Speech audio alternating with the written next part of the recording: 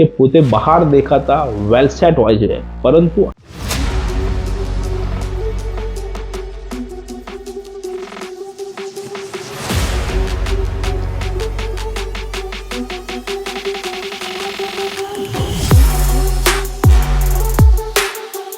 જય સ્વામિનારાયણ. આવી ગયો રવિવાર, આવી ગયા રવિભાઈ. છેલ્લા ઘણા સમયથી આપ અમારા વિડીયો નિહાળી રહ્યા છો, તો છેલ્લા થોડા વિડીયોથી આપણે એક નવી શરૂઆત કરી છે. એક સુવાક્યની શરૂઆત કરીએ. સલાહથી સસ્તી અને અનુભવથી મોંઘી વસ્તુ કોઈ હોઈ જ ન શકે. આવા સુવાક્ય વાંચવા માટે અમારું જીવનનું કેલેન્ડર પુસ્તક આપને જોતું હોય તો ₹450 કુરિયર ચાર્જ સાથે આપ અમને વોટ્સઅપ કરજો. આપણો નંબર, આપણું એડ્રેસ અમે આપના નિયત કરેલા સ્થળ પર અમે મોકલાવી આપીશું. વિડીયોની શરૂઆત કરતા પહેલા આપનો પરિવાર આર્થિક રીતે સુખી, સ્વસ્થ અને સંપન્ન બની રહે એ બદલ ભગવાન સ્વામિનારાયણ ચરણોમાં પ્રાર્થના. એબીસીડી ભાગ 3 લઈને આજે આપની સમક્ષ ઉપસ્થિત થયો છે. એબીસીડી ભાગ 1 અને ભાગ 2 ને અદ્ભુત પ્રતિસાદ આપે છે. 7,000 થી વધારે લોકોએ આ નિહાળ્યો છે. જેને ના નિહાળ્યો ને તો અચૂક નિહાળજો. એની અંદર ABCDEFGHIJKL સુધીની વાત થઈ ગઈ છે. હવે આવ્યું એમ ફોર મની મેનેજમેન્ટ. ખબર નહીં લોકો કેવી રીતે જિંદગી જીવે છે કે પોતે બહાર દેખાતા વેલસેટ હોય છે, પરંતુ અંદરથી એટલા બધા અપસેટ હોય છે કે પોતાની લાયબિલિટી પણ સમયસર પૂરી નથી કરી શકતા. લાયબિલિટી એટલે tax bill, light bill, school fee, કરિયાણાના બિલ, ફોનના રિચાર્જ, જે નિયમિત જે જરૂરી વસ્તુ છે એ પણ પૂરા નથી કરી શકતા. ઘણી વખત તો EMI ને સેટ કરવા માટે પણ કોઈને ફોન કરવો પડે છે. તો ભાઈ શેના વેલસેટ? પણ તે લોકો સમયસર પેમેન્ટ નથી કરી શકતા. તેના કારણે પોતે ડિસ્ટર્બ ચાલે છે, બ્લડ પ્રેશર અને હાઈ બીપીના શિકાર બને છે. મની મેનેજમેન્ટ પર મારો એક ખૂબ સુંદર વિડીયો છે જે ડિસ્ક્રિપ્શન બોક્સની અંદર લખેલો છે. 30+30+20+10+10 આ ફોર્મ્યુલાને ફોલો કરજો, ક્યારે જીવનમાં તકલીફ પડે જ નહીં. ફાઇનાન્શિયલ પ્લાનિંગ એક સાયન્સ છે અને એને સેટ કરવું એક આર્ટ છે. સાયન્સ અને આર્ટનું કોમ્બિનેશન જે માણસ કરી શકે એ જ લોકો જીવન સારી રીતે જીવી શકે છે. અણઘડ રીતે લોકો જીવન જીવે છે, અણઘડ રીતે લોકો પૈસા વાપરે છે. અને જેટલું શીખી શકાય એટલું શીખો અને એને પ્રોપર તમે ફોલો કરો. એક પુસ્તક છે, એ પુસ્તક તમે વાંચજો. મની પ્લાન્ટેશન કરીને એક ખૂબ સુંદર પુસ્તક છે. જો શક્ય હશે તો અમે તમારા આ સ્ક્રીન ઉપર તમને આ બતાવવાની કોશિશ કરીશું. પુસ્તક ખાલી વાંચવામાં ના રાખતા, એની પર પૂરેપૂરા એક્શન પણ લેજો, તો તમે કંઈક કરી શકશો આની અંદરથી. બરાબર? મેં આખું પુસ્તક વાંચેલું છે. And for net worth building. લોકો પાસે નેટવર્થના નામે ફક્ત ને ફક્ત રિયલ એસ્ટેટ જ છે. જો રિયલ એસ્ટેટને તમે માઇનસ કરી નાખો તો નગદ તરીકે 0 હાથમાં આવે. ઘણા લોકો તો માઇનસમાં હશે. માઇનસમાં. નેટવર્થ એટલે તમારી પાસે ગોલ્ડ, મ્યુચ્યુઅલ ફંડ, સ્ટોક અને એફડીનો પણ સમાવેશ હોવો જોઈએ. પરંતુ લોકોને દેખાડવા માટે અને પોતાનું મન મનાવવા માટે આપણે અણધાર્યા રોકાણ કરીએ છીએ અને અણધારી રીતે ઘણી વખત ફસાઈ જઈએ છીએ અને પછી સરવાળે પસ્તાતા હોય છે. માટે નેટવર્થ બિલ્ડિંગની અંદર હંમેશા ડાયવર્સિફિકેશન ખૂબ જ જરૂરી છે. ખૂબ જ જરૂરી છે. બધી કેરી એક જ કરંડિયામાં ના મુકાય, કારણ કે અત્યારે કેરીની સિઝન ચાલે છે એટલે યાદ આવ્યું. અલગ અલગ કરંડિયા મુકાય ના કર, બધી એકારે બગડી જાય. બરાબર? રેસિડેન્શિયલ્સ, ગોલ્ડ, એફડી, ઇક્વિટીઝનું તમામ સોલ્યુશન મ્યુચ્યુઅલ ફંડ પાસે છે જ. ગોલ્ડ માટે ગોલ્ડ ETF તમામ રીતે એનો ફાયદો મળે છે. ફિઝિકલ સાચવવાની ઝંઝટ નહીં, પેપર ઉપર જે ભાવ વધે એનો ફાયદો સીધો. ટેક્સેશન પોઈન્ટ ઓફ વ્યૂથી પણ ઘણું ઓછું ટેક્સેશન છે એની અંદર.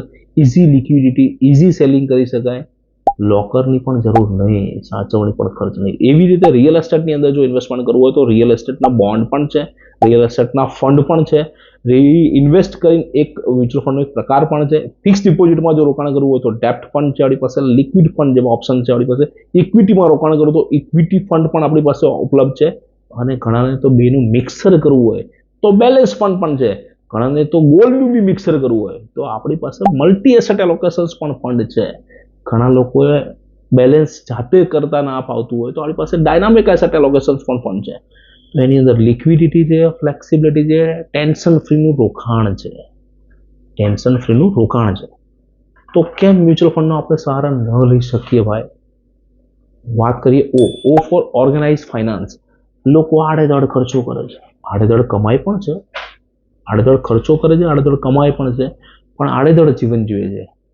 કમાવા માટે ધન કમાવા માટે આપણે તનનો ભોગ આપીએ છીએ અને પછી એ તનને સાચવવા માટે ધનનો ભોગ આપીએ છીએ. ભાઈ એ કયો ન્યાય? એની કરતાં બંનેનું બેલેન્સ કરીને જીવન જીવો ને. એક્સપેન્સ કરો છો અને તમે એક્સપેન્સને ઇન્ક્રીઝ કરી રહ્યા છો અને આવકને જો ઇન્ક્રીઝ ના થઈ તો ક્યારેક ને ક્યારેક તમે બહુ મોટા દેવાની અંદર ફસાઈ જશો. તેજીની અંદર વાંધો નથી આવતો, પણ મંદીની અંદર બધા બૂમો પાડે છે, ભાઈ ધંધો જ નથી, ધંધો જ નથી, ધંધો જ નથી, આવક નથી, આવક નથી. તો એવી રીતે બેલેન્સ કરીને જીવો કે જેના કારણે તમને આની તકલીફ ના પડે. એવી માનસિકતામાંથી બહાર નીકળી જાઓ તો થઈ જશે.